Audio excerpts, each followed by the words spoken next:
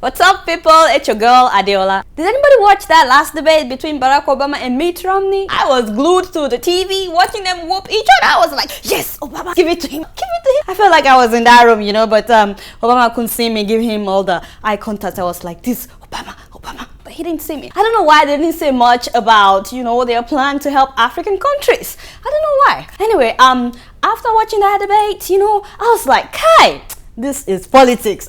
This is politics, you know, people debating each other. What happened to debates in Africa, by the way, especially in Nigeria? What happened? Look at me getting excited in another man's country because of the way that they are doing their own politics. Yeah, Shebi, we used to have debates in Nigeria.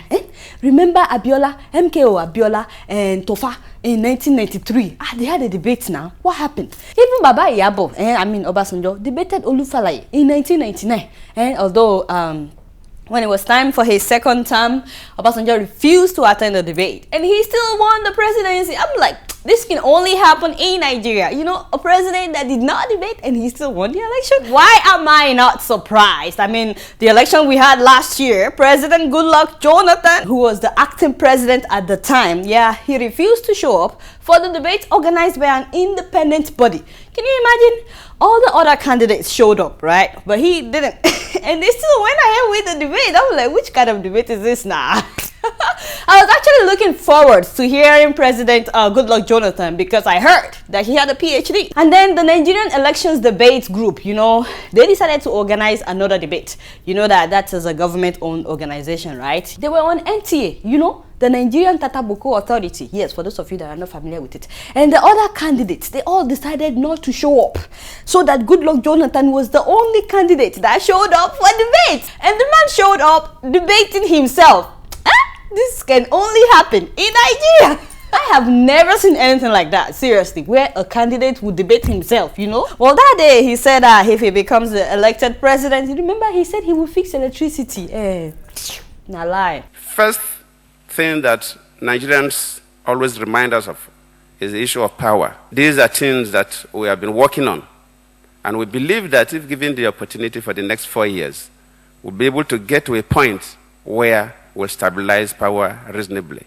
So he debated himself and he still won the election. Seriously, how did he convince people that that was a free and fair election? I'm just hoping for that day, you know, when there will truly be free and fair election in all African countries, you know. I'm still waiting for that day. Already, I think Ghana is doing well in this aspect, you know. Nigeria is actually doing better than some countries in Africa because some presidents have just refused to hand over power. Can you imagine? I don't understand how Theodore Obiang can still be in power after 33 years.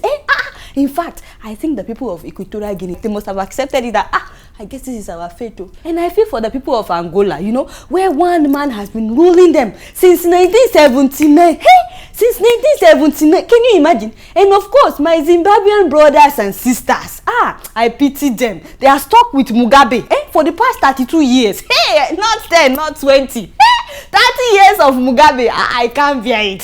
That is just too much. Lord have mercy. Even the people of Cameroon, they've had poor Biya for the past 30 years. Now, the good thing about Cameroon is every lady that I've met that is from Cameroon, they know how to fix their hair with wig or weave-on because, you know, they've had 3 decades to learn from the best of the best. You know, their first lady, yes, a doll. She's a doll. She's a doll. Museveni of Uganda is also still in power for the past 26 years. Seriously? And now the guy is like rapping. These young people talk to me about this rap because I was not following what they were saying. You want another rap?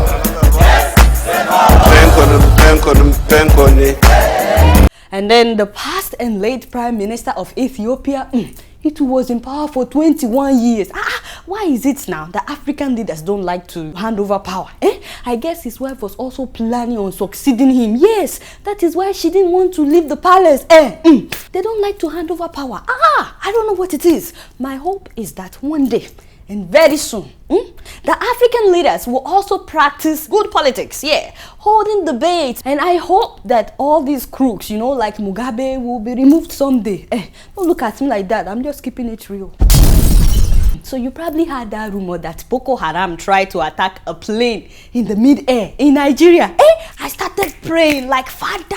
And then somebody tapped me and said it was a rumor, that it wasn't true. So I said, oh, okay. No, according to the Department of State Services, at least, they said that it was a mentally challenged man that got on the plane, that they were supposed to notify the airport authority, but they did not. Are you confused? Yeah, I'm confused too. Now, the poor guy had been traveling with the wife of the secretary to the Borno State government, yes. And when they realized that this guy is like, you know, doing sky, like he's mentally challenged, yeah, they decided to fly him back to Abuja from Maiduguri. Now, when he got on the plane, there was turbulence, right, during the flight. And I guess that was what triggered his mental, you know, the psychology and the state of his mind. And the guy started acting out. And of course, all the passengers were like scared. They were like, hey, Boko Haram has followed us to the plane. You know, they thought he was about to blow up the plane. I would be scared too if I was in the plane. Somebody's acting scared. Especially because this plane was leaving from Maiduguri, you know, where Boko Haram has been operating from. Yeah, honestly, to say the truth, I never knew that any aircraft was still flying out of Maiduguri. But now I understand what that senator meant, Senator Zena, when he said there are different types of Boko Haram. I said, how did you know? But you know, we'll talk about that another time. Anyway, what's funny to me is that when they finally landed, they took the man into custody instead of, you know, taking him to the hospital. I don't know the guy, and I'm not speaking for him, but I hope that this guy is not being abused. I said, why are they taking the guy to the police station now instead of taking him to the hospital? And because we have this culture of abusing mentally challenged people, we like to tie them down and beat them as if that will, you know, cure the mental disease. You know, I'm just talking about the way we treat mentally challenged people in general. It's nothing to write home about.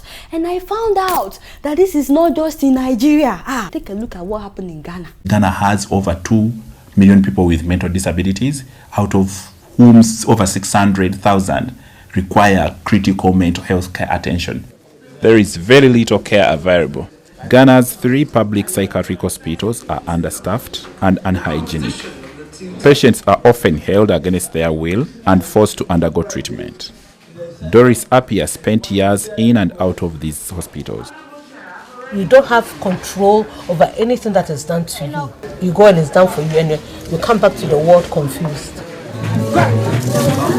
With so few choices for treatment, many people with mental disabilities and their families turn to prayer camps, where they rely on preachers to heal them. In some prayer camps, people are chained, forced to fast, and made to live in unsanitary conditions for weeks, months, and even years. Honestly, that's a general attitude towards the mentally challenged people. And it has to change, honestly. These people are people too now. And most of the time, the mental illness can be treated. See, I believe in prayers. I believe in miracles. But I don't think we need to tie people down for months and years. Because let me tell you, with the way things are right now, anybody can suffer from mental illness.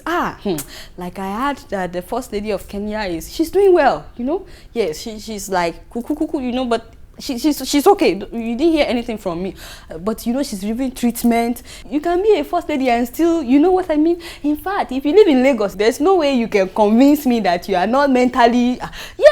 Because even if you are perfectly okay, you have to deal with a lot of mentally disturbed people every day. You fight to get in the mall, you fight to sit down, and if you decide to take Okada, by the way, they're about to ban Okada in Lagos, so we'll come back to talk about that some other time. But you know, when you take Okada, the way the driver will be speeding, going between cars, be going like this, you will think you're about to hit a car, and then you'll be like, hey, you know, you'll be praying until you get to where you're going. And then the police, the bullion vans, that's why Fela said, Oju Elegba, motor they come from left, motor they come from right, from center. There's no way you won't lose your mental stability by the time you get to where you are going, which is why people from Lagos, they talk differently. They'll be like, what do you do now? Don't play me nonsense. Me, I be Lagos boy. This is not normal. Don't write me any private letters. I know you are all okay. You are not mentally challenged. And even people living abroad, you have no idea what many of them are going through just to pay bills. And then if your family is not here and it's just you, Kai, that loneliness, it can drive somebody crazy. Add that to the daytime, nighttime, part-time, full-time, overtime, and extra job that you have in the cold time, or in the winter, you are like this, and you are praying, Father, just get me through this season. That Someone can drive people crazy, you know, but all this can be treated. Yes, they can be treated.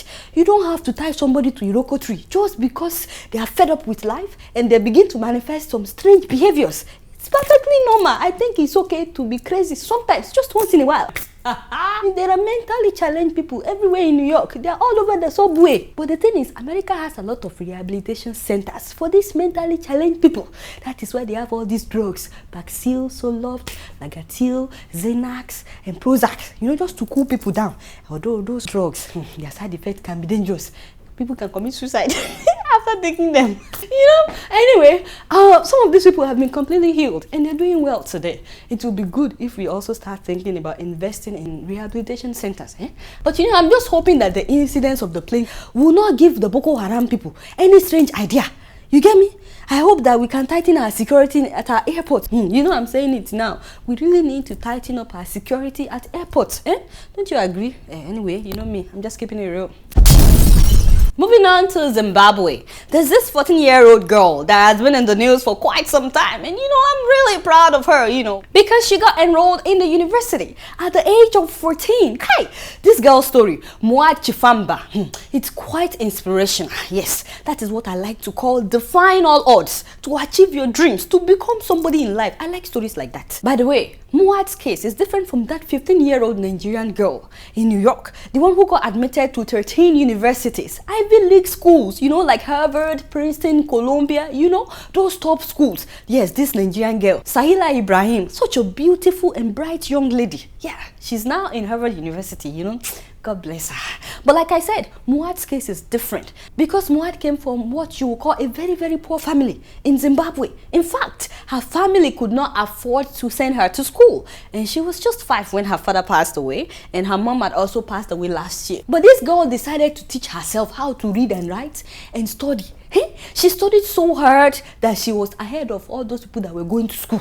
Can you imagine? I mean, what can make a young child have that kind of determination, you know, to school herself such that she excelled?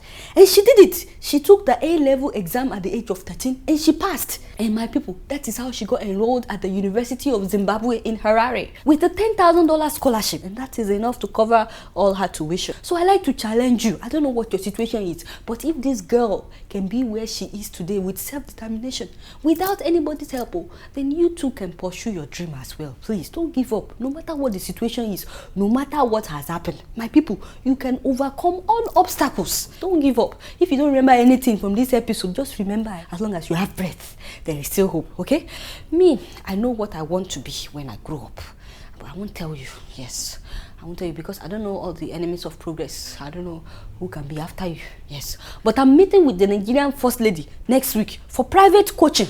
Yes, because I believe anything is possible. I'm keeping my hopes up, you know. Me, I'm just keeping it real. Speaking of children, did you guys hear about those 3 kids in Naivasha in Kenya? They were traumatized last week when their father had a fight with their mom and he hit her on the head with a stool table. Well, no one knows if she actually died at that time, but you know, he didn't take her to the hospital, so there was no way to tell. But she eventually died. Anyway, as soon as the guy realized that his wife was no longer breathing, guess what he did? He decided to run. But before running away, he locked her up in a room with the 3 children. Can you believe it? So that the kids won't go and report him to the police. Kai, people are wicked. So the children spent the night in the room with the dead body of their mother. Kai, just imagine for a second how that was like for those children. Unbelievable and very traumatizing, to say the least. It was in the morning that the neighbors heard the cries of these children and they went and forced the door open. Now the police have declared the guy wanted. You know, I have absolutely no respect whatsoever for any man who lays his head on his wife's. No exception to that rule. If you are beating your wife, I have no respect for you and I pity you. I pity you. How can you marry a woman and beat her up just because you have a misunderstanding? Are you not going crazy? You know, that's just wrong, you know. And to leave the dead body with the children all night, that is double crime. Kai, for children to spend the whole night with a dead body. And speaking of dead body, I've been hearing a lot about people who work in Kenyan mortuaries. Do you know that some people that work in mortuaries, they are sleeping with the dead bodies? I rebook and reject back to the sender. I said, these guys, they will wash the dead bodies and then they will actually sleep with each dead body for several days. And then they will move to another dead body and say, hey, this is crazy. You are doing on a dead body. You're not even afraid. You're not afraid for yourself. In fact, one of them said he has a wife and a child. The wife doesn't know that he's sleeping with dead bodies. So you can imagine, when he comes home, he will still do with her, not knowing that he's been sleeping with dead bodies. God, poor woman. Very soon, you will say you have mental problem. In fact, these are the kind of people that when they have mental problems, they really need to be changed. Seriously, let me tell you, your problem is just starting. If you're sleeping with dead people, some diseases will soon follow. And by the way, this is not the work of the witches or wizards in your village. It is the work of your own hands. I only pity the wives. Kai, they will say it is their father in their village that is after them. Can you imagine people looking for trouble by themselves? If you have a spouse that is working in mortuaries, just be careful. Ask questions. Don't just assume anything. The sad thing is that many of these guys are actually young guys, sleeping with the dead bodies. They are young guys. Kai, see what this world is coming to. You know me? I'm just keeping it real. Now, who says you can't do it after you turn to a certain age? I guess it's because they've not heard about that Indian man. Yes, the one that just gave birth to his second son at the age of 96. That is what I call a miracle. This man, Ramjim Raghav, he became the world's oldest father 2 years ago when he had his first son at the age of 94. Now he has another baby. At 50 years old, Raghav's wife gave birth to their baby boy in India's northern Haryana state on October 5th. The couple initially became famous in 2010 when, at 94, Raghav fathered his firstborn son. He says he remained a bachelor and was celibate until he met his wife about 10 years ago. I'm so happy for this couple. It's like something that is happening after they didn't think it's possible. I mean, even the wife has passed the childbearing age. That is a miracle. I was hoping though that there would be some kind of award that comes with being the oldest father. Everybody is saying, he's the world's oldest father. Why can't you give him some kind of money? Didn't you see where him and his wife are living now? I mean, something is not right. Anyway, the lesson to learn from this man is that the guy is saying 2 children are enough for family planning. He's cutting his coat according to his size. The guy is saying, I don't want any more children. He's just keeping it real. And he reminds me of that wise man in Ethiopia, the one that had 77 children. Yeah, did you hear about that? Like a long time ago, the man that had 77 children and 11 wives. That man is wise because he was telling everybody then. It was all over the news that, hey, don't have too many children, no. See me now, I have 77, I can't take care of them. I can't send them to school, I can't even give them land, The man was very straightforward with people, that people do not do like I did, do not have too many children. So he was advising everybody, although I wonder how far his advice would go because his first son already had 3 wives at the age of 30. I'm like, dude, you need to talk to your son first. So if you don't remember anything from this episode, just learn from that 96-year-old man. Cut your clothes according to your size. Shikina, I'm just keeping it real. Before I leave today, I want you guys to see a little bit of Seychelles.